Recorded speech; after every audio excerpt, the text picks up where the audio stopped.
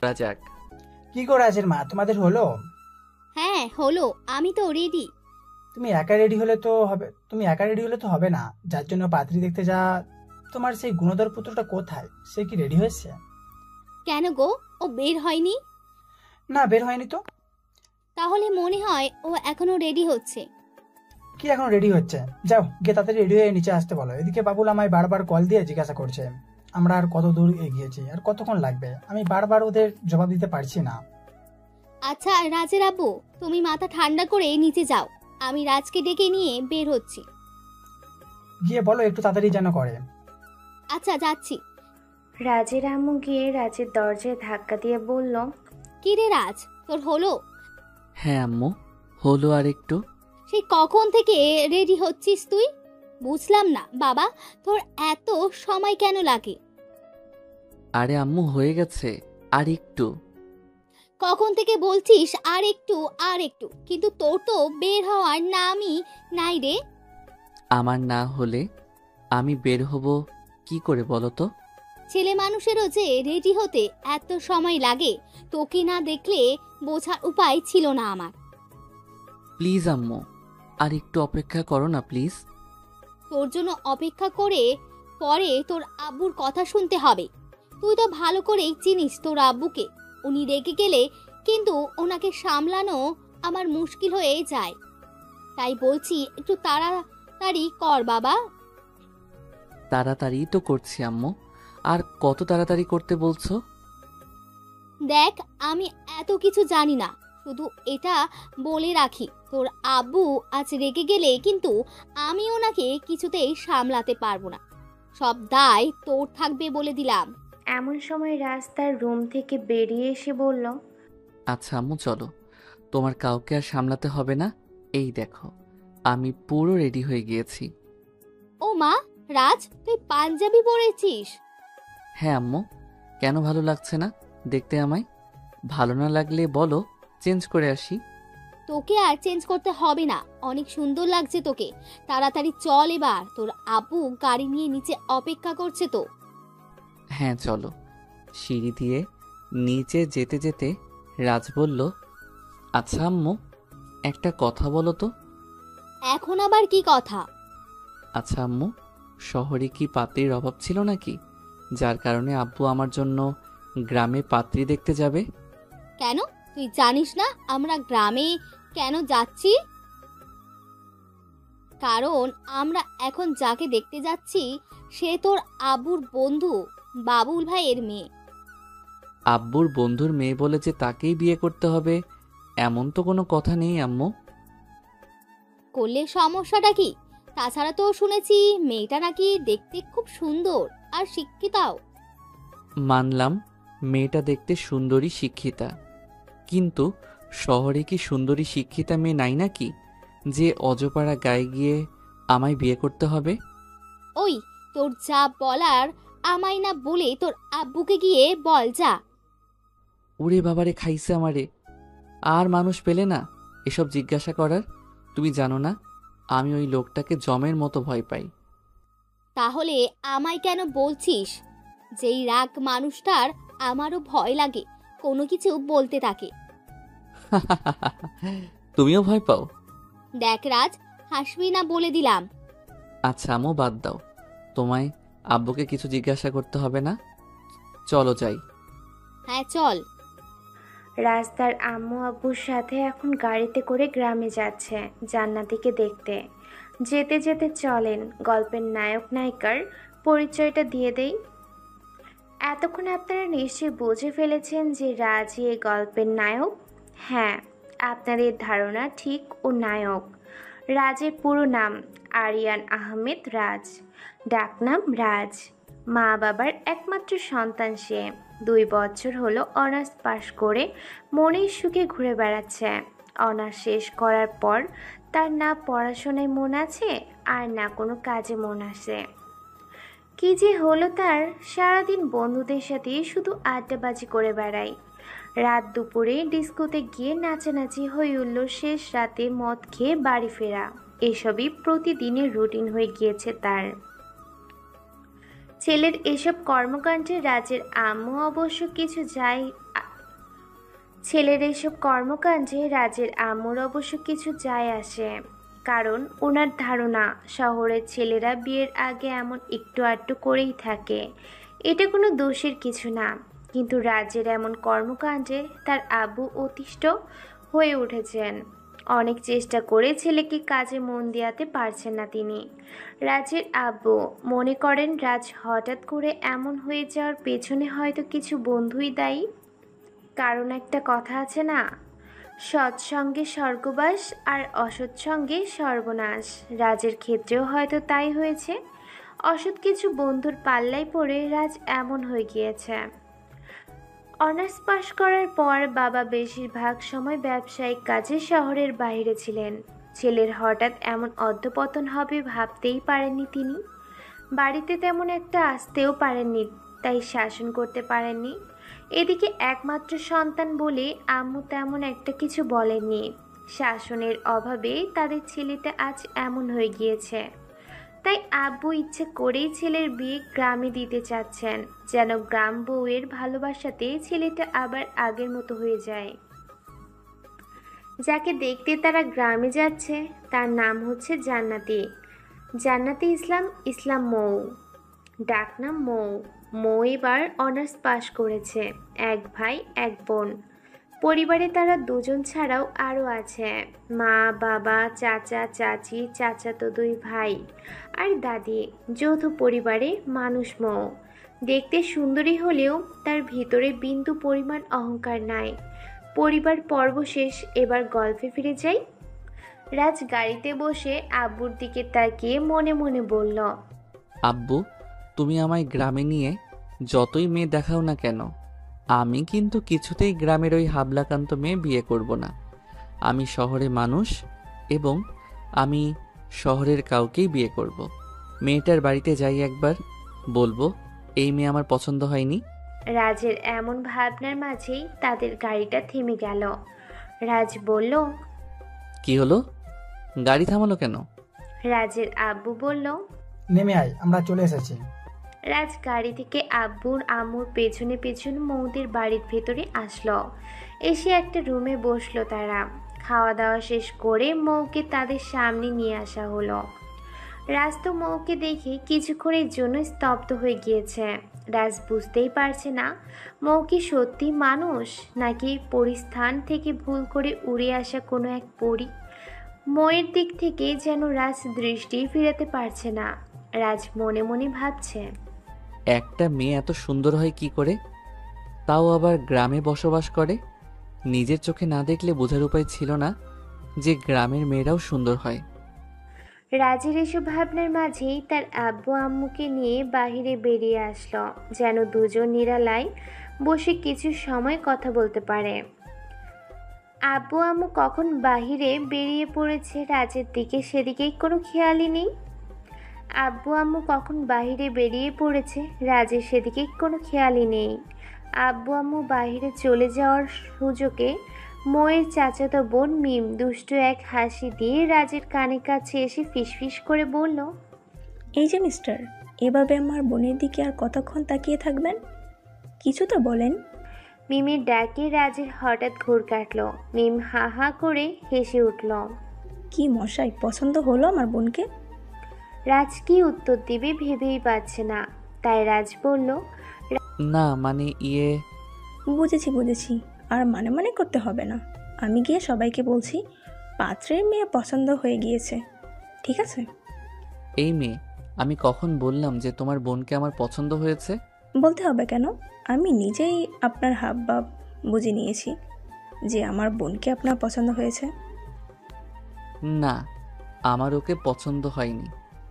পছন্দ যদি না হয় তাহলে এতক্ষণ যাবৎ ওর দিকে এমন ডেপ করে তাকিয়েছিলেন কেন? কই তখন তাকিয়েছিলাম আমি? ও মা, কি মৃত্যু করে বাবা! আমি নিজে দেখলাম কেমন হ্যাবলার মতো আমার বোনকে দেখছিল, আর এখন বলে তাকায়নি। আমি মোটেও হ্যাবলার মতো তাকাইনি। তাহলে কিসের মতো তাকিয়েছিলেন? বানরের মতো? আমি কোনো কিছুর মতোই তাকাইনি। হয়েছে, লজ্জা পেয়ে আর কষ্ট করে আপনাকে মিথ্যে কথাগুলো বলতে হবে না। আমি যা বোঝা বুঝে নিয়েছি। এখন আমি বরং যাই, গিয়ে সবাইকে খুশির খবরটা দিয়ে আসি যে আপনার আমার বোনকে খুব পছন্দ হয়ে গিয়েছে। এই মেয়ে, এবার কিন্তু তুমি একটু বেশি করে ফেলছো। আমার কিন্তু তোমার বোনকে মোটেও পছন্দ হয়নি। অযথা এসব কেন বলতে যাবে? রাজের এমন কথা শুনে মৌ এবার বসা থেকে দাঁড়িয়ে গেল। রাগের দৃষ্টিতে রাজের দিকে তাকিয়ে বলল, আমাকে কি আপনার সত্যি পছন্দ হয়নি? না, হয়নি। না হওয়ার কারণটা কি জানতে পারি? সেটা আপনাকে কেন বলবো আমি? বলতে বলছি তাই বলবেন। যদি না বলি? না বললে আপনাকে এখান থেকে কোথাও যেতে দিব না আমি। মগের মুল্লুক নাকি? আপনি বললেই কি আমার আপনার কথা শুনতে হবে নাকি? হ্যাঁ, শুনতে হবে। কারণ আমায় জানতে হবে তো আমার মাঝে কি এমন কম আছে যার কারণে আপনার আমায় পছন্দ হলো না। আছে, অনেক কিছুই কম আছে। যেমন? যেমন কিছু না, মানে আমি আপনাকে বলবো না। না বললে আমি ধরে নিলাম আপনার আমাকে পছন্দ হয়েছে। মোটেই না। তাহলে বলেন কি কম আছে? বলবো না। ওকে, বলতে হবে না। এখন আমি সবাইকে ডেকে নিয়ে এসে বলবো আপনার আমায় খুব পছন্দ হয়েছে এবং আপনি আজই আমায় বিয়ে করতে চান। কি সব আজে বাজে কথা বলছেন আপনি? মাথা কি ঠিক আছে আপনার? হ্যাঁ, পুরোপুরি ঠিক আছে এবং সুস্থ মস্তিষ্কেই কথাগুলো বলছি আপনাকে। আচ্ছা, আপনারা গ্রামের মেয়েরা বুঝি এইভাবেই শহরের ছেলেদের ফাঁসিয়ে বিয়ে করেন? মিস্টার মুখ সামলে কথা বলেন। ফাঁসিয়ে বিয়ে করি মানে? মানে হচ্ছে এভাবে জোর জবরদস্তি করে টাকার জন্য জোর করে বিয়ে করেন। এই মিস্টার, শোনেন, আমরা গ্রামের মানুষেরা দরিদ্র হতে পারি কিন্তু আপনাদের মতো লোভী নই। কি আমরা লোভী? তা নয় তো কি? ফালতু মেয়ে একটা। এই জন্যই আমার গ্রামের মেয়েদের সহ্য হয় না। আমি এই বাড়িতে আর এক মুহূর্ত থাকবো না, এক্ষুনি চলে যাব। এই দাঁড়ান, কোথায় যাচ্ছেন আপনি? আপনাকে এখান থেকে যেতে দেবে কে শুনি? দেখেন, ভালো হচ্ছে না কিন্তু। খারাপটা কি হয় সেটাই তো আমি দেখতে চাই। এই মিম যাতো, গিয়ে সবাইকে ডেকে নিয়ে আয়। আমরা দুজন আজ এখনই বিয়ে করব। হ্যাঁ আপু, যাচ্ছি। তারপর মিম গিয়ে সবাইকে নিয়ে আসলো। সবাই তো কথাটা শুনে মহা খুশি। তারা সকলেই বলল, তাহলে আজই বিয়ে হয়ে যাক, আর দেরি কেন? রাজ আব্বুকে ভীষণ ভয় পায়, তাই আম্মুকে বলল, আম্মু, একটু শোনো। কি শুনতাম এখন আবার? একটু শোনো না প্লিজ। দূর, তোকে নিয়ে আর পারি না আমি। এখন আমার শোনাশুনির এত সময় নাই। আমি গিয়ে বিয়ের ব্যবস্থা করি। যা বলার বিয়ে করে বউ নিয়ে গিয়ে বাড়িতে বলিস। দূর আম্মু, এই বিপদের সময় তোমায়ও পাশে পেলাম না আমি। এখন যে কি করি? মৌ পাশে বসে মিটিমিটি হাসছে। রাজ এদিকে রাগে জ্বলে যাচ্ছে আর মৌকে বলছে, জোর করে আমায় বিয়ে করছেন তো, আমিও এর শোধ কি করে নেই দেখবেন আপনি। মৌ বলল, আপনি আমার কচু করবেন। রাজ মনে মনে বলল, হেসে নেন, যত পারেন হেসে নেন আপনি। বিয়েটা হোক না, বাড়ি যাই আগে, তারপর আপনাকে বুঝাবো রাজ কি জিনিস। রাজ আর মৌকে এক রুমে বসিয়ে দিয়ে সকলে ব্যস্ত হয়ে পড়েছে বিয়ের জোগাড় করতে। এর মাঝে কাজী সাহেবও চলে আসছেন, একটু পর বিয়ে পড়ানো শুরু করবেন। সকলের উপস্থিতি দেখে কাজী সাহেব বিয়ে পড়ানো শুরু করে দিলেন। এক পর্যায়ে বিয়ে সম্পূর্ণ হলো। সকলের থেকে বিদায় নিয়ে রাজের পরিবার মৌকে শহরে নিয়ে চলে আসলো। রাজ বিয়ে করে যতটা না অবাক হয়েছে, বাড়ি ফিরে এর চেয়ে বেশি অবাক হয়েছে, কারণ রাজ বাড়িতে এসে যা দেখলো তা দেখার জন্য সে মোটেও প্রস্তুত ছিল না। কারণ রাজ বাড়িতে এসে রুমে গিয়ে দেখলো তার পুরো রুম ফুল দিয়ে খুব সুন্দর করে সাজানো হয়েছে। রুমের হঠাৎ এই অবস্থা দেখে রাজ কিছুটা ভূত দেখার মতো চমকে গেল। তারপর নিজেকে কিছুটা সামলিয়ে মনে মনে বলল, গ্রামে যাওয়ার আগে তো আমার ঘরে কোনো ফুলের অস্তিত্ব ছিল না, তাহলে হঠাৎ করে এই ঘরে ফুল আসলো কিভাবে? নিজেই রুম তো আজ নিজের চিনতে কষ্ট হচ্ছে আমার। আচ্ছা, হঠাৎ করে কে করলো এসব? আম্মু আব্বু যে করেছে ধরে নিব তাও তো না, কারণ তারা তো সকাল থেকে আমার সাথেই ছিল। তাহলে কে করলো? ধুর, আমার মাথায় কিছু আসছে না। দেখি তো আম্মুকে ডেকে এই বিষয়ে আম্মু কিছু জানে কি না। যেই ভাবা সেই কাজ। আম্মু আম্মু বলে চিল্লাতে শুরু করে দিল। রাজের এমন চিল্লানির শব্দ শুনে আম্মু কিছুটা ভয় পেয়ে দৌড়ে তার রুমে আসলো। এসে বলল, কি রে, কি হয়েছে? আর এমনভাবে চিল্লাচ্ছিসই বা কেন? আমার রুমে এসব কি? দেখতেই তো পারছিস, ফুল। আবার জিজ্ঞেস করছিস কেন? জিজ্ঞাসা করছি এই জন্য যে আমার রুম ফুল দিয়ে এমন করে সাজানো হলো কেন? বিয়ের দিন মানুষ ফুল দিয়ে কেন রুম সাজায় তুই জানিস না নাকি? বিয়ে? হা হা হা। এভাবে হাসছিস কেন পাগলের মতো? হাসছি কারণ আজ আমার বিয়ে হলো নাকি ফাঁসি দেয়া হলো সেটাই তো ঠিক মতো বুঝতে পারছি না। কি সব আবোল তাবোল বলছিস? ফাঁসি হবে কেন? আজ তোর বিয়ে হয়েছে, আজ তোদের বাসর রাত বলেই তো ফুল দিয়ে এমন সাজানো হয়েছে। কিন্তু তোমরা তো আমার সাথে গ্রামে ছিলে, তাহলে রুমটা কে সাজালো? কে আবার সাজাবে? ফুলের দোকানের লোক এসে সাজিয়ে দিয়ে গেছে। বাড়ির চাবি তো আমাদের কাছে ছিল, তাহলে ওরা এসে কি করে রুম সাজালো? ওমা, কি করে আবার সাজাবে? তোর আব্বু তো গ্রামে যাওয়ার আগে ওদের সাথে কথা বলে বাড়ির চাবি দিয়ে সব ঠিক করে গেছে। তার মানে আমায় গ্রামে নিয়ে গিয়ে বিয়ে করানো, ফুল দিয়ে রুম সাজানো, সব প্ল্যান আগে থেকেই করা ছিল? হ্যাঁ, কেন? আমি কি বোকা এই বিষয়ে কিছুই জানতে পারলাম না? জানলে কি হতো? জানলে আমি কিছুতেই গ্রামে যেতে রাজি হতাম না। হ্যাঁ জানি তো, তাই জন্যই তো তোকে আগে থেকে কিছুই জানাইনি। তোমরা আমার আড়ালে এত বড় একটা গেম খেললে আর আমি কিছুই বুঝতে পারলাম না। বুঝলে তো তুই যেতে চাইতি না, তাই বাধ্য হয়েই এমন করেছি। গ্রামে আমার সাথে যা যা হলো, ওই মেয়েটা আমায় যা যা বলল, সব তাহলে তোমাদের প্ল্যান ছিল? হ্যাঁ, সব আমাদের প্ল্যান ছিল, আর মৌ সব আমাদের কথাতেই করেছে। কিন্তু আমার সাথে এমন করার কারণটা কি আম্মু?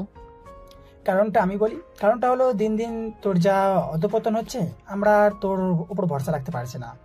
তুই আমাদের একমাত্র সন্তান, আমাদের দুজনেরই বয়স হয়ে যাচ্ছে। কই এই বয়সে তুই আমার ব্যবসার সব দায়িত্ব নিজের কাঁধে নিয়ে আমায় একটু অবসর দিবি? তা না করে বন্ধুদের সাথে আড্ডাবাজিতে মেতে উঠেছিস, রাত দুপুরে বাড়ি ফিরছিস। এভাবে চলতে থাকলে বেশি দিন লাগবে না তোর ধ্বংস হতে, তাই বাধ্য হয়ে তোর বিয়ে করে দিলাম, যেন বউয়ের ভালোবাসায় নিজেকে শুধরে নিস। কিন্তু আব্বু, তাই জন্য তো আমাদের শহরেও মতো মেয়ে ছিল। তুমি বিয়ের জন্য গ্রামে কেন গেলে? শহরের মেয়েদের উগ্র চলাফেরা আমার একদমই পছন্দ না। শহরের কোনো মেয়েকে ঘরের বউ করে আনলে তোর এই নষ্ট হওয়া জীবন থেকে ফিরিয়ে আনা তো দূরের কথা, তোকে আরো অন্ধকার ঢেলে দিতে। তাই জন্য আমি তোকে গ্রামে বিয়ে করিয়েছি। রাজ আর কিছু বলতে পারল না, একদম চুপ হয়ে গেল। রাজের চুপ থাকা দেখে আব্বু বলল, দেখ রাজ, পৃথিবীর কোনো বাবা মা কখনো তাদের সন্তানের খারাপ চায় না। আমরা তোর ভালোর কথা চিন্তা করেই সবকিছু করেছি। রাজ মনে মনে বলল, আব্বু, তুমি আজও সেকালেই পড়ে রইলে। আধুনিক সভ্যতায় বসবাস করেও নিজেকে আধুনিক করতে পারলে না। শহরের মেয়ে থাকতে আমার জন্য গ্রাম থেকে এক জঙ্গলি ধরে এনেছো। তুমি আমায় যতই জ্ঞান দাও না কেন, এই মেয়েকে আমি কিছুতেই মেনে নিব না। আর এই মেয়ের জন্য আমি কখনো আমার স্বাধীনতা ক্ষুণ্ণ করতে পারবো না। এতদিন আমি যেভাবে চলেছি, এখনো আমি সেভাবেই চলবো। রাজের এসব চিন্তার মাঝেই মৌ দরজার সামনে এসে দাঁড়িয়ে আছে। হঠাৎ আম্মু চোখ পড়ল মৌয়ের দিকে। আম্মু মৌকে দেখে বলল, আরে মা, তুই এসেছিস? তা এখানে দাঁড়িয়ে আছিস কেন? ভিতরে আয়। মৌ ভিতরে চলে আসলো। মৌকে দেখে আব্বু বলল, রাজারামু, চলো এবার আমরা আমাদের রুমে চলে যাই। হ্যাঁ, তাই ভালো, চলো যাই আমরা। আম্মু আব্বু দুজন মৌকে রাজের রুমে রেখে বেরিয়ে পড়ল। আব্বু আম্মু চলে যাওয়ার পর রাজ ফ্রেশ হতে চলে গেল। মৌ ততক্ষণে খাটের উপর গিয়ে বসলো। কিছুক্ষণ পর রাজ ফ্রেশ হয়ে বের হলো। রাজকে দেখে মৌ খাট থেকে নিচে নেমে এলো এবং তাকে পায়ে হাত দিয়ে সালাম করলো। রাজ পা সরিয়ে নিয়ে বলল, আদিক্ষেতা হচ্ছে এখন আমাকে সালাম করে, তাই না? মৌ বলল, এসব আপনি কি বলছেন? আধিক্যতা হবে কেন? বিয়ের রাতে স্বামীকে পায়ে ধরে সালাম করতে হয়, এটাই তো নিয়ম। এসব নিয়ম না আপনার কাছেই রেখে দেন।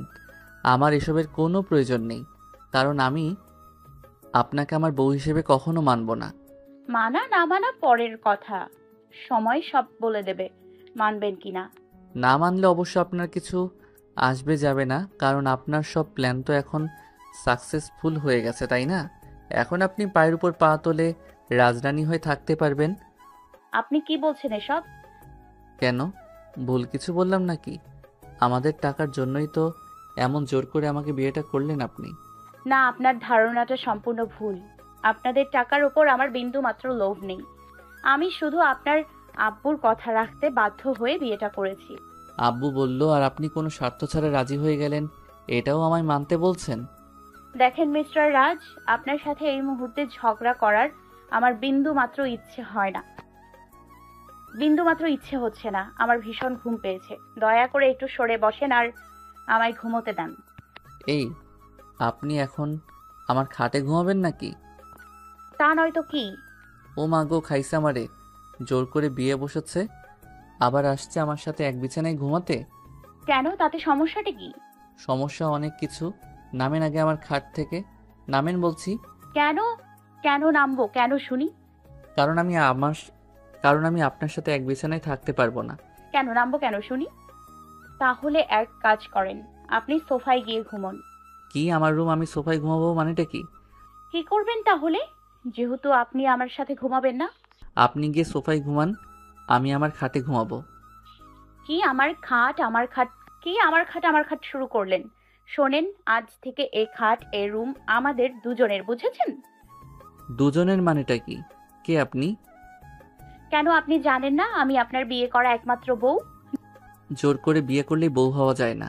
জোর করে হোক আর যেভাবেই হোক, বিয়ে যেহেতু হয়ে গেছে সেহেতু আমি আপনার বউই, আর এই খাটেই আমি ঘুমাবো।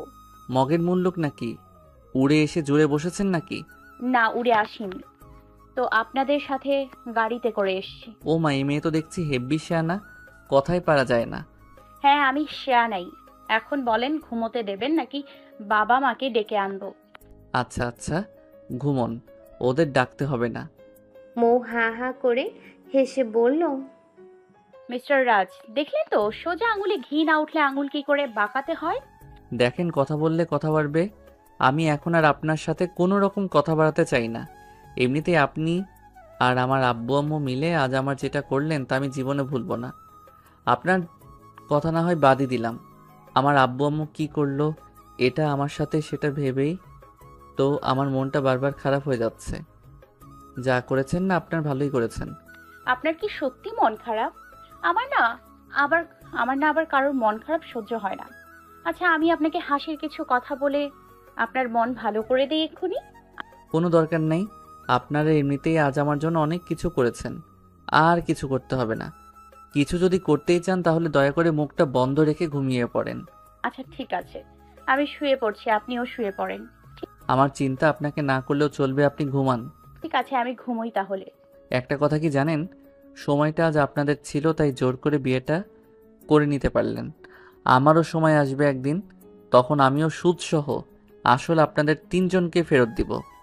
ওকে মিস্টার, সমস্যা নাই, আমিও সেই দিনের জন্য প্রস্তুত থাকবো। ওকে। মৌর কথা শেষ করে এক পাশ হয়ে শুয়ে পড়ল। রাজও কিছুক্ষণ বসে থেকে বাধ্য হয়ে মৌয়ের পাশেই শুইল। মৌ ততক্ষণে ঘুমিয়ে পড়ল, কিন্তু রাজের কিছুতেই আজ ঘুম আসছে না।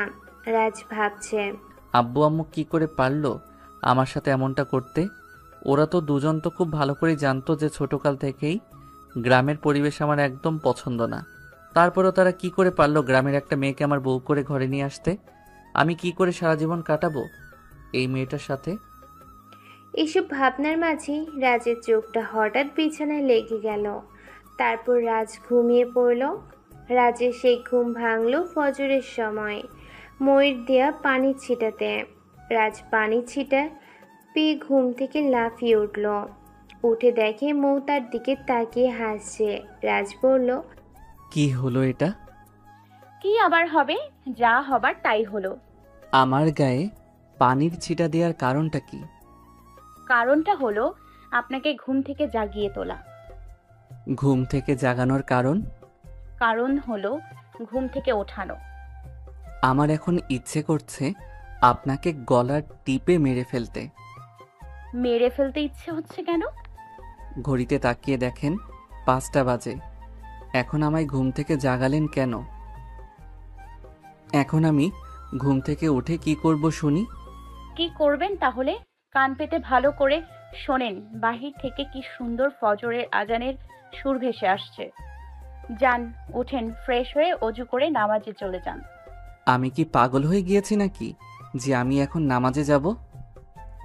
এটা পাগল হওয়ার কি আছে বুঝলাম না তো। এত সকালে ঘুম থেকে জাগিয়ে তুলেছেন আমায় নামাজে যেতে? হ্যাঁ তুলেছি, তাতে কি? শুনেন, আমি 11টার আগে কখনো ঘুম থেকে উঠি না। আমার এখন অনেক ঘুম পাচ্ছে, আমি ঘুমাই। হ্যাঁ, জি না, আমি এখন আপনাকে ঘুমোতে দিব না, কারণ এই মুহূর্তে আপনার ঘুম থেকে নামাজ উত্তম। ঘুমিয়েই তো জীবনের অনেকটা সময় নষ্ট করে দিলেন, আর কত নষ্ট করবেন? এবার যান না, একটু আল্লাহর ইবাদতে মনোযোগ দেন প্লিজ। এই মেয়ে এসব বলে কি? আচ্ছা, আমি কি করব না করব সেটা কি আপনার থেকে শিখতে হবে? জানতো, পেঁচাল না পেরে আপনার নামাজ আপনি পড়েন আর আমায় একটু ঘুমাতে দেন। নামাজ না পড়লে তো কিছুতেই আমি আপনাকে ঘুমোতে দিব না। আপনি না দেয়ার কে? আমার যা খুশি আমি তাই করব। আমি কেন আপনার কথা শুনতে যাব? আর বেশি কথা বললে না, একদম দরজার বাহিরে বের করে দিব বলে দিলাম। দেখেন আমি এখন নামাজে দাঁড়াবো আপনি বাইরে না যান, অন্তত চলেন, আমার সাথেই পড়বেন। লোক দেখানো নামাজ না আপনারটা, আপনি পড়েন, আমার পড়তে হবে না। এটা কেমন কথা বলেন আপনি? ঠিক মানতে পারলাম না। নামাজ কখনো লোক দেখানোর জন্য পড়া হয় না। আল্লাহকে ভয় করে কবরের কঠিন আযাব থেকে মুক্তি পাওয়ার জন্য এবং পরকালের শান্তির আশায় নামাজ পড়া হয়। আপনি তো দেখছি হাই সোসাইটির মানুষদের সাথে চলাফেরা করে এই দুনিয়ার মোহে পড়ে গিয়েছেন। আল্লাহকে ভুলে নাস্তিক হয়ে গিয়েছেন। নামাজ পড়তে চান না। আপনি জানেন পবিত্র কোরআন পাকে আল্লাহ তাআলা একবার নয়, দুইবার নয়, ৮২ বার নামাজের কথা উল্লেখ করেছেন। একবার কি ভেবে দেখেছেন এই দুনিয়া কিন্তু ক্ষণস্থায়ী, আর আপনি এই ক্ষণস্থায়ী জীবনের সুখের আশায় নামাজ না পড়ে ঘুমিয়ে সময় কাটিয়ে দিতে চাইছেন। আখিরাতের জীবনের কথা চিন্তাও করেন না। আচ্ছা, আপনি কি আপনার পরিবার পরিজনের সাথে বেহেশতে যেতে চান না, নাকি দুজকের কঠিন আযাব ভোগ করতে চান? যদি বেহেশতে যেতে চান তাহলে তো অবশ্যই আপনাকে নামাজ পড়তে হবে, কারণ বেহেশতের চাবি হচ্ছে নামাজ। নামাজ ছাড়া পরকালে মুক্তির কোনো উপায় নেই। তাই বলছি নামাজ পড়েন। আপনি তো দেখছি ভালো ভাষণ দিতেই জানেন। এটা ভাষণ না, এটা হচ্ছে পথভ্রষ্টা মানুষকে সঠিক পথে ফিরিয়ে আনার আহ্বান মাত্র। হয়েছে, অনেক বলে ফেলেছেন, আর কিছু বলতে হবে না। আমার আব্বু আম্মুর প্রতি এখন আমার যা রাগ উঠছে না, তারা আর মানুষ পেল না। গ্রাম থেকে এক জঙ্গলি ধরে এনে আমার ঘাড়ে চাপিয়ে দিয়েছে। ওদের জন্য আজ আমার ঘুম হারাম হলো। কাল থেকে আর কি হয় ওই উপরওয়ালাই ভালো জানেন। আপনি নামাজ পড়া শুরু করেন, দেখবেন আর কোনো কিছু হবে না, কারণ নামাজ মানুষকে সকল বিপদ আপদ থেকে রক্ষা করে। দয়া করে থামবেন একটু। কাল এই বাড়িতে আসার পর থেকে দেখছি কানের কাছে ঘ্যান ঘ্যান করেই যাচ্ছেন। সমস্যাটা কি আপনার? দয়া করে বলবেন কি চাচ্ছেন আপনি? কেন আমায় বিয়ে করেছেন? কত টাকা দিলে আপনি আমায় মুক্তি দিবেন? প্রথম কথা, আমি টাকার জন্য আপনার বউ হইনি। দ্বিতীয় কথা, আমি আপনাকে কখনো ছাড়বো না, কারণ আমি আপনার সাথে ইহকাল পরকাল দুই জায়গাতেই থাকতে চাই। আর চাচ্ছি কি শুনবেন? তাহলে শোনেন। আপনার আব্বু আম্মু অনেক আশা নিয়ে আমায় এ বাড়িতে নিয়ে এসেছেন, যেন আপনাকে ভুল পথ থেকে আমি সঠিক পথে ফিরিয়ে আনতে পারি। যার পিতামাতাই চেষ্টা করে ব্যর্থ হয়ে গিয়েছেন, সেখানে আপনি তো তুচ্ছ। আমি ভালো হব না, আর আপনার দেখানো পথেও কখনো হাঁটব না। তাই ভালোই বলছি, আমার জন্য নিজের জীবনটা নষ্ট না করে এখান থেকে চলে যান। চলে যেতে তো আমি আসিনি। আমি জানি আমার উদ্দেশ্য একদিন সফল হবেই, কারণ আল্লাহ আমার সাথে আছেন। তো কোনো কালেই হবে না। অযথা বৃথা সময় নষ্ট করবেন। দেখা যাক না কি হয়। দেখতে থাকেন আপনি। এখন আপনি নামাজ পড়বেন না, তাই তো? হ্যাঁ, পড়ব না। আচ্ছা, আমি একাই পড়ি, তাহলেই আপনি ঘুমাবেন। মৌ নামাজের জন্য চলে গেল আর রাজ আবার ঘুমিয়ে পড়ল। দুপুর 12টায় ঘুম থেকে উঠে সামান্য কিছু খেয়ে নিল, তারপর কয়েকজনকে ফোন দিয়ে বাইরে যাওয়ার জন্য বেরিয়ে পড়বে। তখনই মৌ বলল, 1 মিনিট দাঁড়ান। কি বলবেন তাড়াতাড়ি বলেন, আমার অনেক তাড়া আছে। কিসের এত তাড়া আপনার? আর কোথায় বা যাচ্ছেন জানতে পারি? তার কৈফিয়ত কি আপনাকে দিতে হবে? হ্যাঁ, দিতে হবে। যদি না দিই? না দিলে আমিও বের হতে দিব না। কি করে আটকাবেন আমায়? ওই যে গেটের দিকে তাকিয়ে দেখেন, তাহলেই বুঝতে পারবেন। ওমা, গেটে তালা? হ্যাঁ, তালা। কে লাগালো? কে আবার? আমি। কারণটা কি জানতে পারি? আপনাকে এখন কোথাও বের হতে দিব না, এটাই হচ্ছে কারণ। আপনি বললেই আমি শুনবো নাকি? ভালোই ভালোই চাবি দেন, বলছি আমি বের হব। যদি না দিই? বাধ্য করব দিতে। তাই নাকি? হ্যাঁ তাই। করেন দেখি, কিভাবে বাধ্য করেন। চাবি দেয় না। চাবি দেয় না বলেই রাজ মৌয়ের হাতে এমন জোরে মোচড় দিল, মৌ তো কান্নাই করে দিল। মৌয়ের কান্নার শব্দ শুনে আব্বু আম্মু রুম থেকে বেরিয়ে আসলো। এসে দেখলো রাজ এখনো মৌয়ের হাত ধরে আছে আর মৌ চিৎকার করছে। আব্বু এসে তাড়াতাড়ি রাজের থেকে মৌয়ের হাত ছাড়িয়ে নিয়ে রাজের গালে ঠাস করে একটা থাপ্পড় দিয়ে বলল, কি হচ্ছেটা কি এসব? এমন ভাবে কেউ কারো হাত ধরে? মেয়েটা ব্যথা চিৎকার করছে, তোর কানে যাচ্ছে না? হ্যাঁ কানে যাচ্ছে, কিন্তু ও গেটে তালা কেন লাগিয়েছে জিজ্ঞেস করো ওকে। ওর সাহস কি করে হয় আমাকে এইভাবে আটকে রাখার? তোর বাইরে কি এমন কি কাজ আছে? আগে সেটা আমি শুনি একটু। আছে, কাজ আছে। চাবি দিতে বলো ওকে। চাবি তো ওর কাছে নাই, চাবি তো আমার কাছে, আর তালা আমি ওরে লাগাতে বলেছি, তাই লাগিয়েছে। কিন্তু কেন? তোকে সঠিক পথে ফিরিয়ে আনতে। এমনিতেই তো এই মেয়েটার সাথে বিয়ে দিয়ে আমার জীবনটা তোমরা শেষ করে দিয়েছো, আর কি চাও? দেখ, কোনো বাবা মা সন্তানের কখনো খারাপ চায় না। আমরা যা করেছি তোর ভালোর জন্য চিন্তা করেই করেছি। দরকার নাই আমার এমন ভালোর। গাইয়া এক মেয়ে নিয়ে তোমরা সারা জীবন কাটাতে পারো, কিন্তু আমি পারবো না। কারণ আমার পছন্দ মডার্ন মেয়ে, গাইয়া আনকালচার্ড মেয়ে আমার একদম পছন্দ নয়। দেখ, তুই যে পথে হাঁটছিস এটা ঠিক পথ নয়, তুই এই পথ থেকে ফিরে আয়। আমি ফিরে আসবো না, আমি এই পথেই হাঁটবো। আর শুনো, এতদিন আমি তোমায় ভয় পেতাম এবং কিছুটা রেসপেক্ট করতাম, কিন্তু আজ থেকে তাও করব না। আমি আমার মতো করে চলবো, কারো কোনো কথা শুনবো না আজ থেকে। তাহলে আমার বিষয় সম্পত্তির কানাকড়িও তুই পাবি না, সব আমি বৌমার নামে লিখে দেবো। তোমার যা খুশি হয় করো, তাও আমি এই মেয়েকে মেনে নিব না। চাই না তোমার সম্পত্তি, চাই না কানা করি। তোমরা থাকো তোমাদের সম্পত্তি আর এই মেয়েকে নিয়ে। আমি চললাম। জানা যা মানা করেছে কে? নষ্ট তো হয়ে গেছিস, বাড়ি থেকে বেরিয়ে দেখ জীবন কত কষ্টের। কে তোকে নেশা করার টাকা দেয় আমিও দেখি।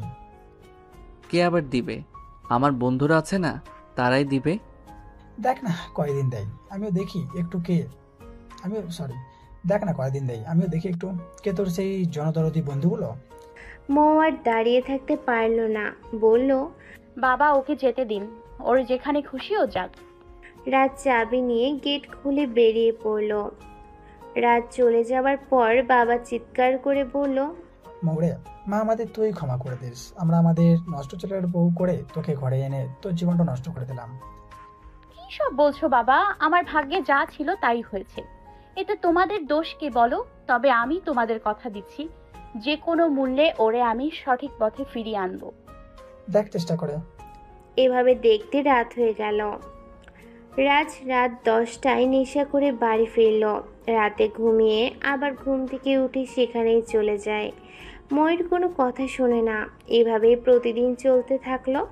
একদিন সারা রাতে আর বাসায় ফেরেনি। মৌ তো চিন্তায় পড়ে গেল, তাই ফজরের নামাজ পড়ে বাবাকে গিয়ে বলল, ও কোথায় কোথায় যায় তোমরা জানো? হ্যাঁ জানি, কিন্তু কেন? সেই ঠিকানা আমায় দাও তো। কি করবি ঠিকানা দিয়ে? দরকার আছে আমার, দাও তো। আচ্ছা নে, কিন্তু তুই চিনবি তো? তোমরা আমায় নিয়ে ভেবো না, আমি ঠিক চিনে নিব। মৌ বাবার ঠিকানা অনুযায়ী ডিস্কো ক্লাবে গেল। গিয়ে দেখে সেখানে রাজ রক্তাক্ত হয়ে পড়ে আছে। মৌ ম্যানেজারকে ডেকে রাজের এমন হওয়ার কারণ জিজ্ঞেস করলো। ম্যানেজার বলল, দেখেন এখানে শত শত লোক আসে, আমরা কেমন করে বলবো ওনার এই অবস্থা কে করেছে? তবে শুনছি ওনার কয়েকটা বন্ধুর সাথে মদের টাকা নিয়ে কথা কাটাকাটি হয়েছে, ওরাই হয়তো এর এই অবস্থা করেছে। ওকে আপনারা আমায় একটু সাহায্য করেন তো, একটু গাড়িতে তুলে দিন ওকে, আমি ওকে নিয়ে হসপিটালে যাব। আচ্ছা ঠিক আছে। তারপর সবাই ধরাধরি করে গাড়িতে তুলে দিল। মৌ রাজকে একটা হসপিটালে ভর্তি করে ডাক্তারের সাথে কথা বলল। ডাক্তার বলল, দেখেন আপনাদের পেশেন্টের অনেক রক্তক্ষরণ হয়েছে, তাকে ইমিডিয়েটলি ও পজিটিভ রক্ত দিতে হবে। মৌ বলল, ডাক্তার, আমার রক্তের গ্রুপ এ পজিটিভ, আপনি আমার শরীর থেকে রক্ত নিতে পারেন যা লাগে। আচ্ছা তাইলে তো ভালোই হলো, আপনি তাড়াতাড়ি আমার সাথে আসেন, এক্ষুনি রক্ত দিতে হবে। বেশি দেরি করলে পেশেন্টের অবস্থা খারাপ হয়ে যাবে কিন্তু। হ্যাঁ ডাক্তার সাহেব, চলেন। মৌ রক্ত দিয়ে মা বাবাকে কল দিয়ে সবটা জানালো। তারা ছুটে হসপিটালে চলে আসলো। এসে দেখে রাজের জ্ঞান ফিরেছে, সে একটু ভালো আছে। ডাক্তার আসার পর বাবার কথা বলল। ঠিক সময়ে মেয়েটা আপনার ছেলেকে নিয়ে এসে রক্ত দিয়েছে বলে তেমন কিছু হয়নি, তা না হলে সিরিয়াস অবস্থা হয়ে যেত। ডাক্তার বলল। রাজের বাবা বলল, ওরে ওরে কবে বাসায় নিয়ে যেতে পারবো ডাক্তার? 3-4 দিনের মধ্যে নিতে পারবেন। আচ্ছা ঠিক আছে, 3-4 দিন হসপিটাল থেকে থাকবে রাজের সাথে। আমি থাকবো আমি থাকবো। বাবা, আপনি আর মা বাসায় চলে যান। আচ্ছা তাহলে তুই থাক, আমরা যাই, সমস্যা হলে কল দিস। আচ্ছা যাও তোমরা। 3-4 দিন মৌ হসপিটালে রাজের সাথে থেকে অনেক সেবা যত্ন করেছে। তারপর একটু সুস্থ হওয়ার পর বাড়ি নিয়ে আসলো। বাড়িতে এসেও সারাক্ষণ রাজের পাশেই ছিল মৌ। রাজ এখন অনেকটা সুস্থ, খাওয়া দাওয়া করতে পারে ঠিক মতো, হাঁটতে পারে। মৌ বলল, আপনি সুস্থ হয়ে গিয়েছেন, আল্লাহর কাছে শুকরিয়া। রাজ বলল, আপনি আমার জন্য এত কিছু কেন করেছেন জানতে পারি? আপনাকে সুস্থ করার জন্য। এত কিছু করে কি ভেবেছেন আপনি আমার মন পাবেন? কখনো পাবেন না, কারণ আমি আপনাকে কোনো দিন মেনে নিব না। মেনে নেওয়ার দরকার নাই, আপনি শুধু সঠিক পথে ফিরে আসেন, আমি এতেই খুশি। হ্যাঁ, আমি সঠিক পথে ফিরে আসব, আব্বু আম্মু যা বলে আমি তাই করব, কিন্তু বিনিময়ে আপনাকে একটা শর্ত দিব। বলেন, আপনি আমার শর্তে রাজি? আপনাকে সঠিক পথে ফেরাতে আমি সব শর্তে রাজি। বলেন কি করতে হবে আমায়। আমি যেদিন সম্পূর্ণরূপে সঠিক পথে ফিরব সেদিন আপনাকে এ বাড়ি থেকে চলে যেতে হবে। বলেন, আপনি রাজি? আমাকে আপনার এতই অপছন্দ। আচ্ছা ঠিক আছে, আমি রাজি। আপনি যেহেতু রাজি হয়েছেন, আমিও তাহলে সঠিক পথে চলতে আজ থেকে আপনি যা বলবেন তাই শুনব। বলেন, কি কি করতে হবে আমায়? প্রথমে নামাজে মন দিতে হবে, তারপর নেশা আড্ডাবাজি আর ডিস্কুতে যাওয়া বাদ দিয়ে বাবার সাথে ব্যবসায় মনোযোগ দিতে হবে। ওকে, তাই হবে। তাহলে এখন জোহরের আজান হয়ে গিয়েছে, নামাজে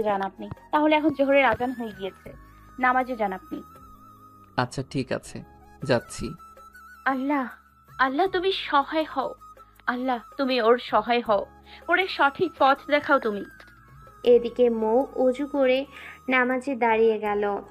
নামাজ শেষ করে প্রার্থনা করছে। একটু পরে রাজ নামাজ পড়ে বাড়ি আসলো। রাজের আব্বু তো বেশ অনেকটা অবাক হলো রাজকে নামাজে দেখে। আম্মু কিছুটা অবাক হলো, আবার খুশিও হলো। মৌ রাজকে দেখে বলল, ও আপনি চলে এসেছেন, চলেন খাবার দিই, আপনি খেয়ে নেন। রাজ মৌয়ের কথা মতো চুপচাপ খেয়ে নিল, তারপর রুমে চলে গেল। কিছুক্ষণ রেস্ট নেওয়ার পর রাজ একটু ঘুমিয়ে নিল। ঘুম থেকে উঠে যথাসময়ে নামাজ পড়ে নিল। এভাবে রাত হয়ে গেল। রাতের খাবার খেয়ে রাজ রুমে গিয়ে বসে আছে। এমন সময় রাজের মোবাইলে একটা কল আসে। রিসিভ করে বলল, হ্যাঁ সজীব, বল। কিরে রাজ, তুই কয়েকদিন তো ডেঙ্গুতে আসিস না, কি হয়েছে তোর? কিছু হয়নি, এমনি যাচ্ছি না। আরে এখনই তো জীবনটা উপভোগ করার সময় রে, ঘরে বসে কি করিস তুই? চলে আয়। তোর ভাবিও আছে আজ আমার সাথে। জানিস ও এইসব বিষয়ে বেশ এনজয় করে, আমারও তাইও ভালো লাগে। একটা কথা কি জানিস রাজ, জীবনে মনের মতো একজন সঙ্গীর খুব প্রয়োজন। তুই ঠিকই বলেছিস সজীব। তাহলে দেরি না করে চলে আয়। হ্যাঁ, আমি আসছি। এমন সময় মৌ রুমে এসে বলল, আপনি কি এখন কোথাও বের হবেন নাকি? হ্যাঁ, কোথায় যাবেন? ডিস্কোতে। আবার সেখানে কেন?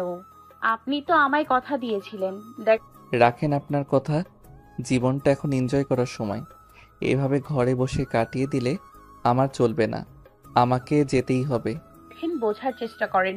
আপনি যে সব করতে চাচ্ছেন এসব কোনো ভালো দিক নয়। আপনি এসবের কি বুঝবেন, ভালো কি মন্দ? যদি আমার মতো সেখানে যেতেন না, তাহলে বুঝতেন জীবন কতটা আনন্দের। আমার এসবে গিয়ে জীবন উপভোগ করার কোনো প্রয়োজন নেই, কারণ আমি মনে করি নামাজের চেয়ে শান্তি পৃথিবীর অন্য কোথাও খুঁজে পাওয়া যায় না। তার প্রয়োজন হবে কেন? আপনি যে একটা গাইয়া, গাইয়ারা এসবের কি বুঝে? আমার বন্ধুরা কত এনজয় করে তাদের মডার্ন মনের মতো জীবন সঙ্গী পেয়ে, আর আমার জন্য আব্বু আম্মু যে কি এনে দিল। দেখেন, জন্ম মৃত্যু বিয়ে তিনটা জিনিস আমাদের হাতে নেই, আগে থেকে মহান আল্লাহ সব নির্ধারণ করে দেন। তাই বলছি, অন্যের বউ দেখে আফসোস করবেন না। আর একটা কথা মনে রাখবেন, ওরা যদি আপনার জীবনে কল্যাণ বয়ে আনতো তাহলে আল্লাহ তাদের মতো কারোর সাথেই আপনাকে মিলিয়ে দিত, আমার সাথে নয়। আর কি জানি বললেন, ওরা অনেক সুখী জীবন পার করছে। আপনি ভালো করে খোঁজ নিয়ে দেখেন, ডিস্কুতে তাদের সকলে যতই হ্যাপি কাপল মনে করুক না কেন, রিয়েল লাইফে তারা সুখী নয়। একটা না একটা অশান্তি তাদের পরিবারের লেগেই আছে। এর কারণ কি জানেন? কারণ তারা পাপাচারে লিপ্ত হয়ে আল্লাহকে ভুলে যাচ্ছে, তাই তাদের ওপর থেকে আল্লাহর রহমত জিনিসটা উঠে যাচ্ছে।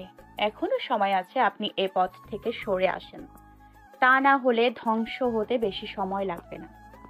এই আপনার এসব ভাষণ বন্ধ করেন তো। আপনি দেখছি আমার মাথাটা পুরো নষ্ট করে দিবেন।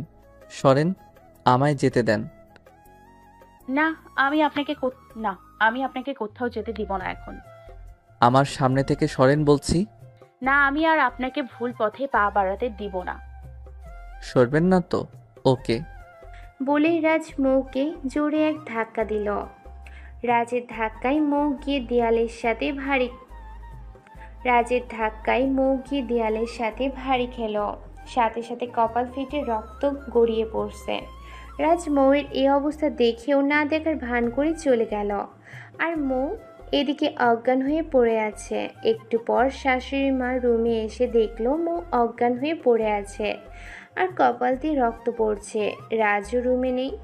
তিনি মৌকে এই অবস্থায় দেখে ঠিক থাকতে পারল না, চিৎকার দিয়ে উঠল। বাবা চিৎকারের শব্দ পেয়ে রুমে চলে আসলো। এসে মৌয়ের এই অবস্থা দেখে তাড়াতাড়ি তাকে হাসপাতালে নিয়ে গেল। ডাক্তার মৌয়ের প্রথমে জ্ঞান ফিরালো, তারপর কপালে সেলাই করে দিল আর কিছু ওষুধ লিখে দিয়ে বলল, ইচ্ছে করলে আপনারা রোগীকে আজই বাসায় নিয়ে যেতে পারবেন, সমস্যা নেই। মা বাবা মৌকে জিজ্ঞেস করে বাসায় নিয়ে আসলো। মৌ বলল, বাবা, এই ঘটনা আমার বাড়িতে জানানোর দরকার নাই, অযথা তারা টেনশন করবে। কিন্তু মা। কোনো কিন্তু নয়। তবে যাই বলিস, এই জন্য রাজকে ছেড়ে কথা বলবো না। বাবা আজ রাজের উপর ভীষণ রেগে গেল আর আবারও বলল, ওর এত বড় সাহস হয় কি করে যে ও তোর গায়ে হাত তোলে? আজ আসুক বাড়িতে। এমন সময় রাজ বাড়িতে আসলো। আব্বু বলল, এই নে লাট সাহেব, এই যে লাট সাহেব, দাঁড়ান এখানে। রাজ দাঁড়িয়ে গেল। রাজের বাবা বলল, তুই তো দেখছি দিনে দিনে নেশা করে ভালোই অমানুষ হয়ে গেছিস। দেখছি মেয়েটার কি অবস্থা করেছে, 7টা সেলাই লেগেছে ওর কপালে। রাজ মৌয়ের দিকে একবার তাকালো। তার আব্বু বলল, কে বলেছে ওরে আমার বউ করে আনতে? কেউ বলেনি, আমরাই নিয়ে এসেছিলাম। আর কি করেছিলাম সেটাও ভালো করে বুঝতে পারছি। কুলাঙ্গার কোথাকার, তুই থাক তোর মতো করে। আমি আমার ব্যবস্থা, বিষয় সম্পত্তি সব বৌমাকে লিখে দিয়ে তোর মাকে নিয়ে কিছুদিনের মধ্যে হজে চলে যাব। রাজ আর কিছু বলল না, রুমে চলে গেল। মৌ একটু পর রুমে গিয়ে শুয়ে পড়ল। রাজ মৌকে দেখে বলল, এখন তো আপনার 16 কলা পূর্ণ হতে চলেছে, এবার আপনি খুশি তো? মৌ বলল, মানে কিসের 16 কলা? কেন শুনেননি? আব্বু সব আপনাকে লিখে দিবে বলল। আপনি তো এটাই চেয়েছিলেন তাই না? এবার আপনি পুরো ঘরের রাজত্ব পেয়ে যাবেন। দেখেন, আমি এখানে রাজত্ব করতে আসিনি, এসেছিলাম এক অসহায় বাবার আর্তনাদ শুনে তাদের ছেলেকে সঠিক পথে সন্ধান দিতে। আর ন্যাকামি করতে হবে না। আমি আজ খুব ভালো করেই বুঝতে পারছি আমি নেশা করি কেন আপনি এই বিয়েতে রাজি হয়েছেন। কারণ আমার আব্বুর কারিগরি টাকা আছে বলে। ছেলে নেশা করার সুযোগে আব্বুকে দিয়ে ফুসলিয়ে ফাসলিয়ে সব সম্পত্তি নিজের করে পাবেন বলে বিয়েটা করেছেন তাই না? ছি, এসব আপনি কি বলছেন? আমি তো এসব কল্পনাতেও আনিনি। এই খোদা! যত সব অভিনয়। এই জন্য আমার গ্রামের মেয়েদের পছন্দ না। মৌ আর কথা বাড়ালো না। কিছুক্ষণ চুপ থেকে ঘুমিয়ে পড়ল। রাজও ঘুমিয়ে পড়ল। মাঝরাতে মৌয়ের কান্নার শব্দে রাজের হঠাৎ ঘুমটা ভেঙে যায়। রাজ চোখ মেলে তাকিয়ে দেখে মৌ জায়নামাজে বসে কান্না করছে আর বলছে, এই খোদা! আর কেউ জানুক বা না জানুক, তুমি তো জানো আমি কোনো সম্পত্তির আশায় এই বিয়েটা করিনি। এই বিয়েটা আমি করেছিলাম শুধুমাত্র আমার শ্বশুরের অনুরোধ রাখতে। স্বামীকেই যদি আপন করে না পাই, এসব সম্পত্তি দিয়ে আমি কি করব? চাই না আমি কিছু। তুমি শুধু আমার স্বামীকে সঠিক পথে চলার তৌফিক দান করো। ওরে তুমি হেদায়েত দান করো, আর আমি কিচ্ছু চাই না। রাজের আর ঘুম হলো না। কি ভেবে যেন ঘুম থেকে উঠে নামাজে চলে গেল। মৌ রাজের নামাজে যাওয়া দেখে অবাক হয়ে গেল। কারণ যে ছেলে 11টার আগে ঘুম থেকে ওঠে না, সেই ছেলে আজ কি করে এত সকালে উঠে ফজরের নামাজে চলে গেল। যাক, মৌ এই দৃশ্য দেখে বলল, আলহামদুলিল্লাহ। মৌ নামাজ শেষ করে শ্বশুর শাশুড়িকে নামাজের জন্য ডেকে তুলল। শাশুড়ি মা ঘুম থেকে উঠে বলল, কি রে মা, তোর কপালে কি অবস্থা? এখন ব্যথা করে? না মা, আমি আল্লাহর রহমতে ঠিক আছি। তোমরা দুজন নামাজ পড়ে নাও কেমন? আচ্ছা ঠিক আছে। আর একটা কথা বলার আছে তোমাদের। হ্যাঁ বল, কি বলবি? তোমাদের ছেলে তো আজ ঘুম থেকে উঠে নিজের ইচ্ছেতে ফজরের নামাজে চলে গিয়েছে। ও মা, তাই নাকি? হ্যাঁ মা, তাই। সকাল সকাল এমন একটা খবর শুনে খুব ভালো লাগলো, কিন্তু ওর এই মনটা নামাজের প্রতি কতক্ষণ থাকে সেটাই দেখার বিষয় রে মা। ইনশাআল্লাহ থাকবে। তুমি দেখো মা, আল্লাহর ওপর ভরসা আছে তো আমাদের। যাও যাও, নামাজ পড়ে নাও, লেট হয়ে যাবে। হ্যাঁ যাচ্ছি। শাশুড়িকে নামাজ পড়তে দিয়ে মৌ এদিকে রান্না বসিয়ে দিল। শাশুড়ি মার নামাজ শেষ করে এসে বলল, কি রে মা, তোর শরীরটা এমনিতেই ভালো নেই, তুই আবার কেন সকাল সকাল কাজ করতে নেমে এলি? যা তুই একটু ঘুমিয়ে নে, আমি এই দিকটা আজ সামলে নিচ্ছি। না মা, তোমার কিছু করতে হবে না, আমি ঠিক আছি, আর আমি সবটা করে নিচ্ছি। আর কি জানি বললে, আমি আর একটু ঘুমিয়ে নিতাম। আমার এখন আর ঘুম আসবে না বললো, কারণ ছোটকাল থেকে ভোরে ওঠার অভ্যাস আমার। তাছাড়া ঘুম ভেঙে গেলে আমার আর ঘুম আসে না। তাই বলে এই শরীরে তুই কাজ করবি? দূর, কি যে বলো, কিছু হবে না আমার। তুমি দূরে যাও তো। কি আর করা, বউয়ের কথার কাছে শাশুড়ি মা হেরে গেলেন, তাই রুমে চলে গেলেন। কিছুক্ষণ পর মৌ রান্না শেষ করে সবাইকে খেতে ডাকলেন। রাজু এসে খেয়ে নিল।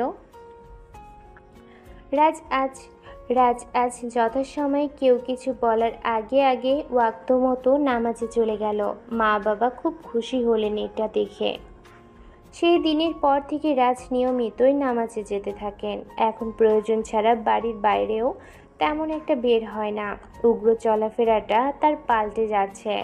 বন্ধুরা ফোন করলেও যায় না কোথাও, উল্টো বলে, আমার আর ওসব দিকে মন নাই, তোরাও পারলে আমার মতো হয়ে যা।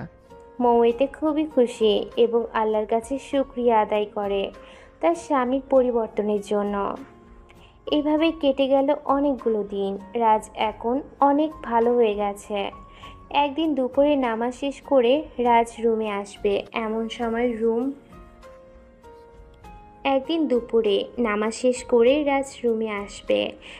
সময় মৌ রুম থেকে বের হবে, দুজনেই হঠাৎ ধাক্কা লেগে গেল।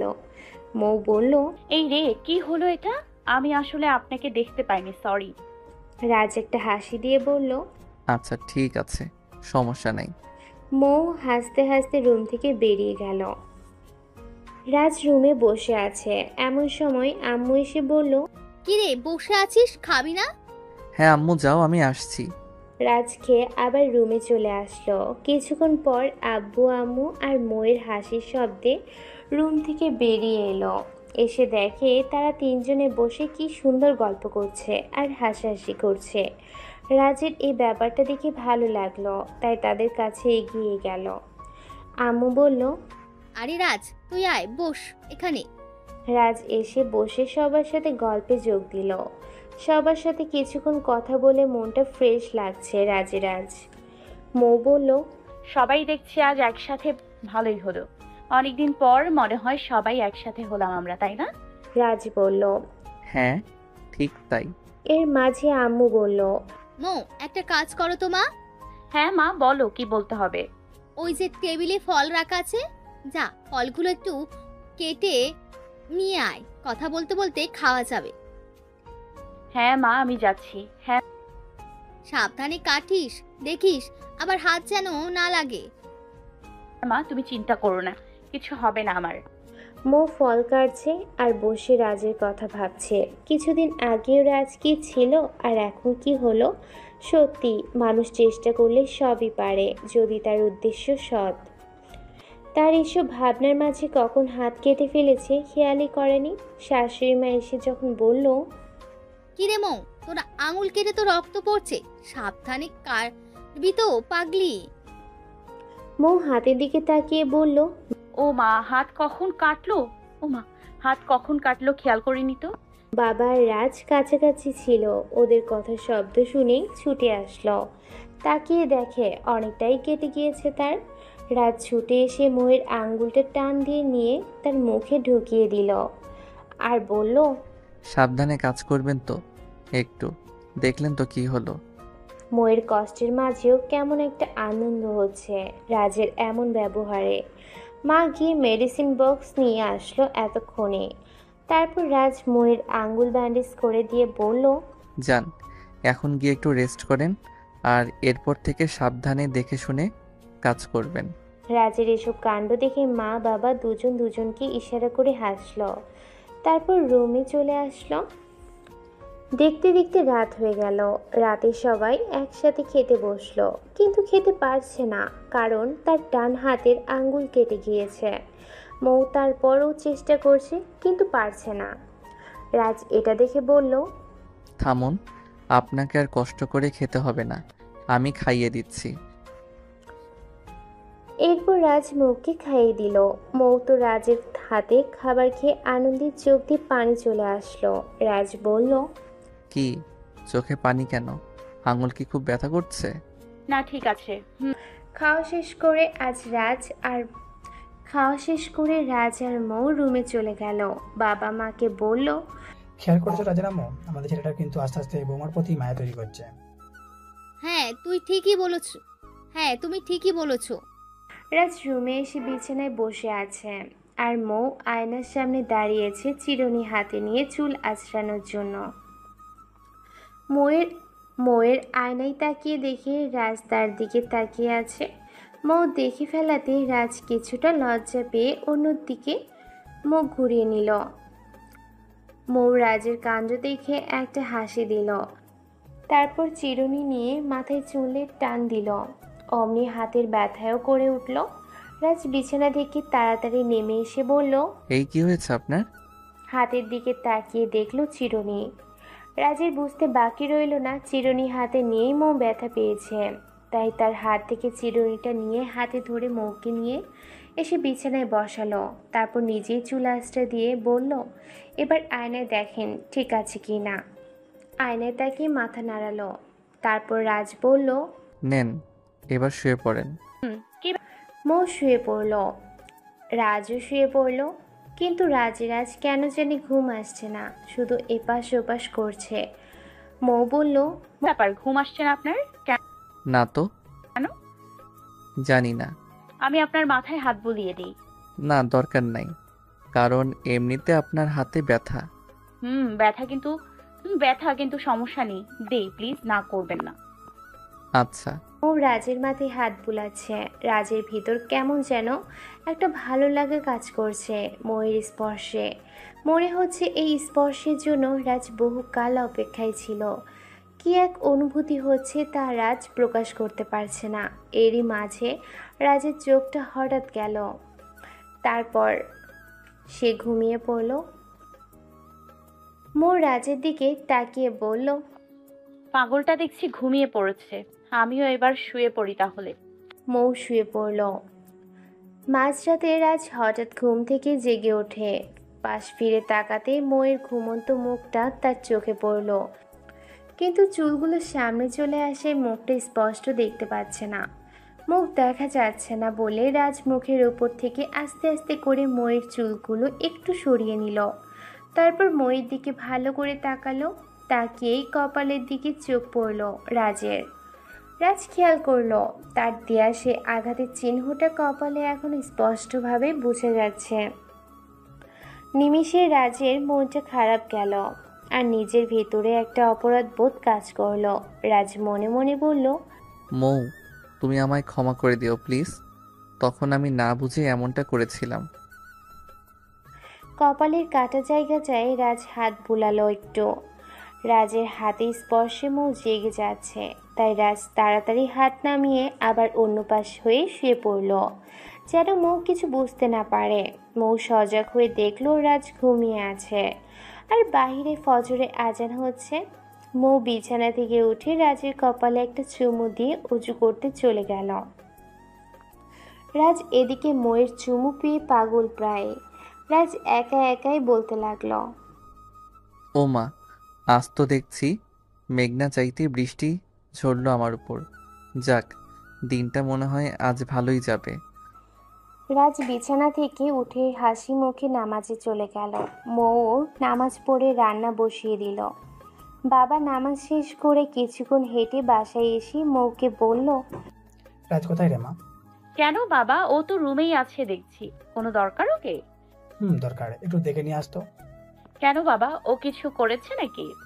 আরে না, না রে, কিছু করেনি। তোদের দুজনকে একটু দরকার আছে আমার। তুই তো সামনেই আছিস, ও নাই তাই রাখতে বলছি। ও আচ্ছা, যাচ্ছি। মৌ রুমে এসে বলল, এই যে আপনাকে বাবা ডাকছেন। আব্বু ডাকছে, কিন্তু কেন? জানি না তো। আচ্ছা, আপনি যান, আমি আসছি। হ্যাঁ। রাজকে বলল, আব্বু আমায় ডেকেছো? শুধু তোকে একা নয়, মৌকেও রেখেছি। মৌ বলল, হ্যাঁ বাবা, এবার বলো। তোর মা আর আমি তো অনেকদিন থেকেই বলছিলাম হজে যাব, কিন্তু এতদিন ধরে কোনো ভরসা পাচ্ছিলাম না। এখন তো রাজ তুই অনেকটাই পরিবর্তন হয়ে গেছিস, তাই ভাবছি সব তোদেরকে বুঝিয়ে দিয়ে সামনের মাসে আমরা হজ করতে চলে যাব। তোরা দুজন কি বলিস? মৌ বলল, বাবা, এটা তো খুব ভালো কথা, তোমরা যাও, আমরা দুজন এদিকটা সামলে নিব। রাজও একই কথা বলল। তারপর বাবা বলল, মৌ, তোর সাথে আরো একটা কথা আছে আমার। হ্যাঁ বাবা, বলো। ভাবছিলাম একটু গ্রামে যাবো, অনেকদিন যাবো তোর বাবার সাথেও দেখা হয় না। গিয়েও দেখা করে আসি, আর সকলকে যাওয়ার আগে একবার দাওয়াত করে আসি। ভালো কাজে যাচ্ছি, সকলের দোয়া নিয়ে যেতে হবে তো। মৌ বলল, কি, তুমি গ্রামে যাবে? হ্যাঁ রে মা। ইস, আমি কতদিন যাবত বাড়ি যাই না, কাউকে দেখতেও পারছি না, মনটা কেমন ছটফট করছে তাদের জন্য। বাবা, তুমি আমায় তোমার সাথে নিয়ে যাবে প্লিজ? তুই যাবি আমার সাথে? হ্যাঁ বাবা, আমি যাব। অনেকদিন হলো মা বাবা কাউকে দেখি না। তাহলে যা, গিয়ে রেডি হয়, আমিও রেডি হয়ে বের হচ্ছি। আচ্ছা বাবা। একটু পর বাবা আর মৌ বেরিয়ে পড়ল।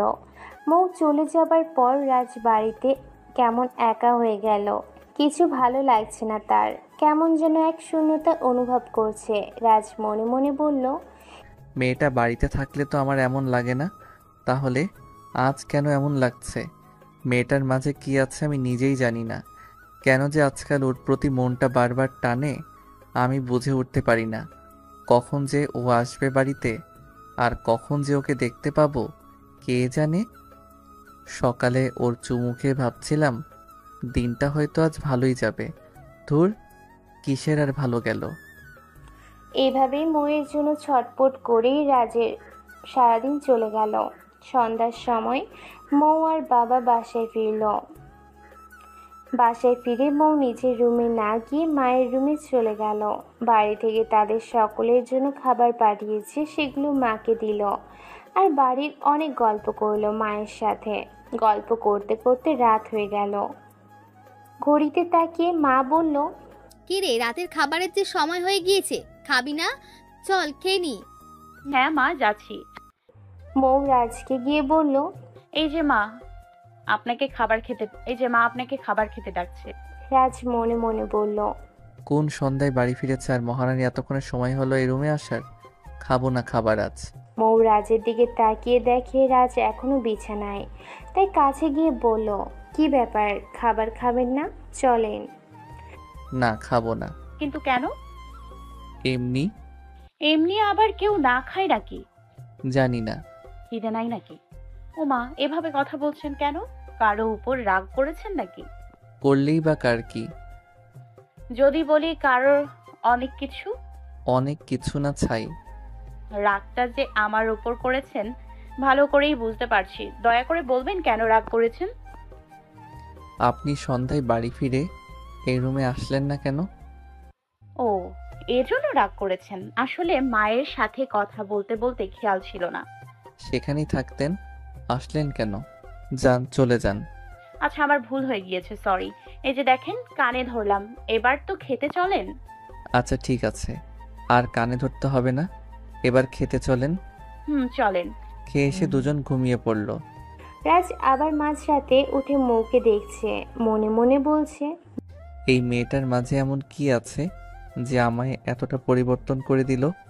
আজ তো নিজেকেই নিজে চিনতে পারছি না আমি কি ছিলাম আর আজ কি হয়ে গেলাম।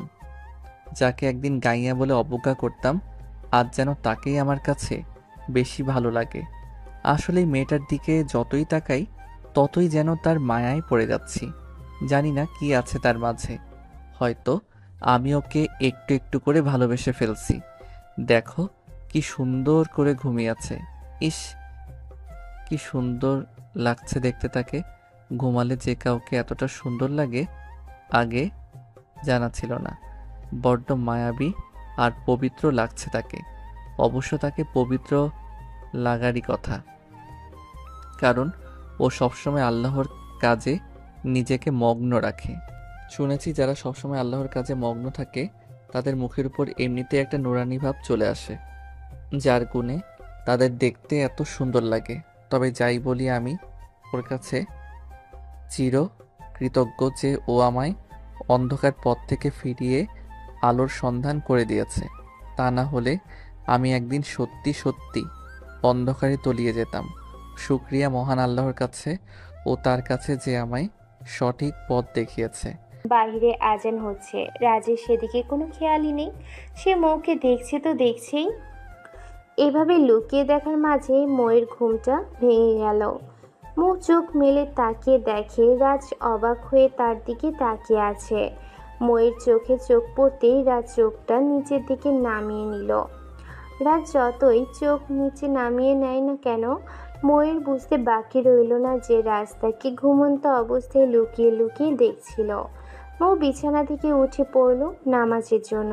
একটা হাসি দিয়ে অজু করতে চলে গেল। যেতে যেতে বলল, লুকিয়ে লুকিয়ে তো অনেক দেখা হলো, এবার নামাজে যান মশাই। মৌয়ের কথাতে রাজও হেসে দিল, তারপর নামাজে চলে গেল।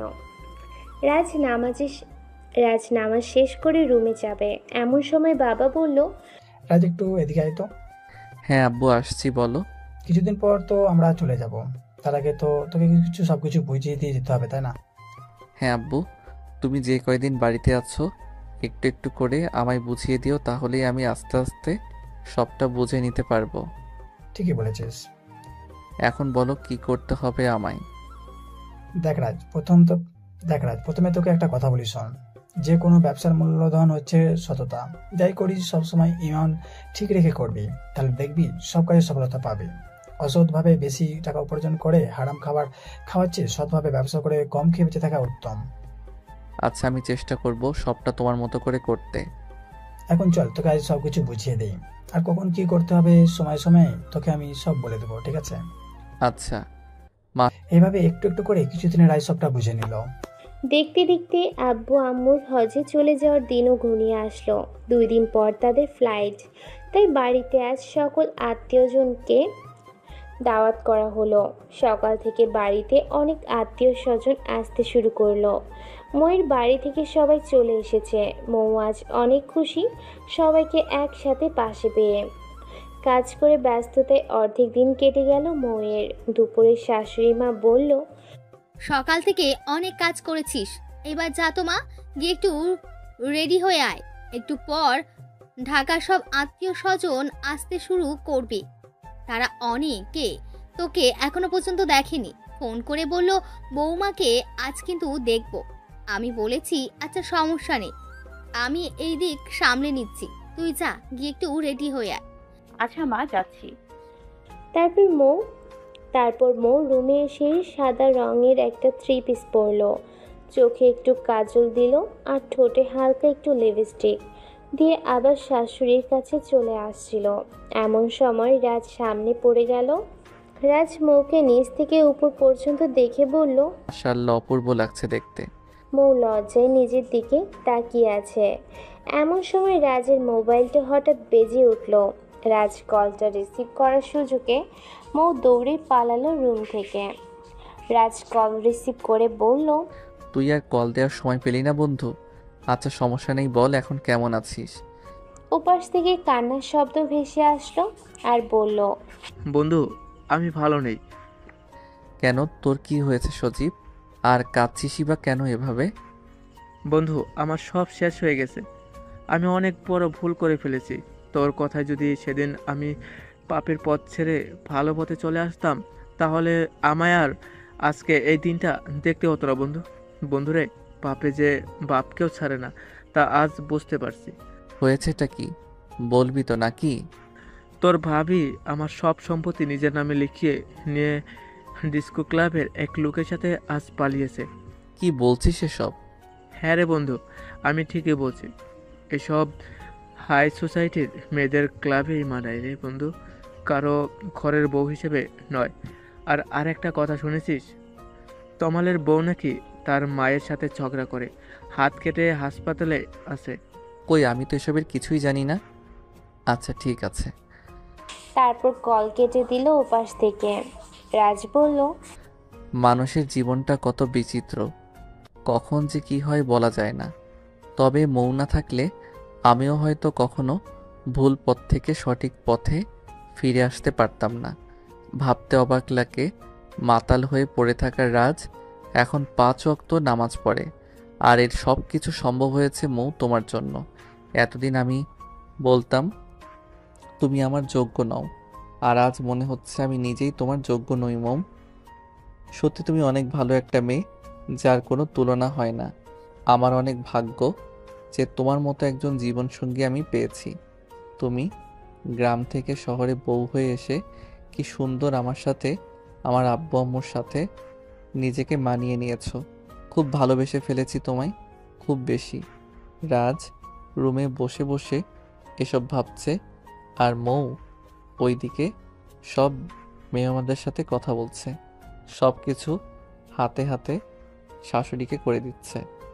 দেখতে দেখতে রাত হয়ে গেল। সকল মেহমান চলে গেল। সারাদিন কাজ করে মৌ শাশুড়ির মা দুজনে অনেক ক্লান্ত, তাই তাড়াতাড়ি ঘুমিয়ে পড়ল। পরদিন মৌ ফজরের নামাজ পড়ে ব্যস্ত হয়ে পড়ল শাশুড়ি মায়ের সব জামা কাপড় গোছাতে, কারণ আজকের দিনটায় তারা দেশে আছে। সকাল হলেই মা বাবা বেরিয়ে পড়বেন। সব কিছু গুছিয়ে দিয়ে বলল, মা দেখো সব কি ঠিক আছে কিনা। মা বলল, হ্যাঁ মা, সব তো ঠিক আছে। বাবারগুলো একবার দেখে নাও ঠিক মতো নিয়েছে কিনা। তোর বাবার গুলো আরো 4-5 দিন আগেই গোছানো হয়ে গিয়েছে। তাহলে তো ভালোই। আর শোনো, আজ সারাদিন তোমার আর বাবার কোনো কাজ নাই, শুধু নামাজ পড়বে, খাবে আর ঘুমাবে তোমরা, বুঝছো? বুঝেছি। তোর কথা না শুনে উপায় আছে নাকি আমাদের? মনে থাকে যেন। ময়ের কথা মতোই সারাদিন কেটে গেল।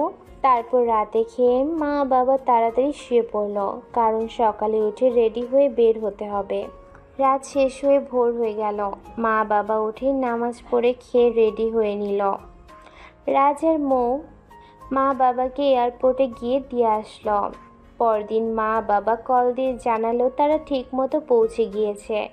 মৌ খবরটা শুনে বলল, আলহামদুলিল্লাহ, আর কোনো টেনশন নেই। রাজ এদিকে রেডি হচ্ছে বাইরে যাবার জন্য।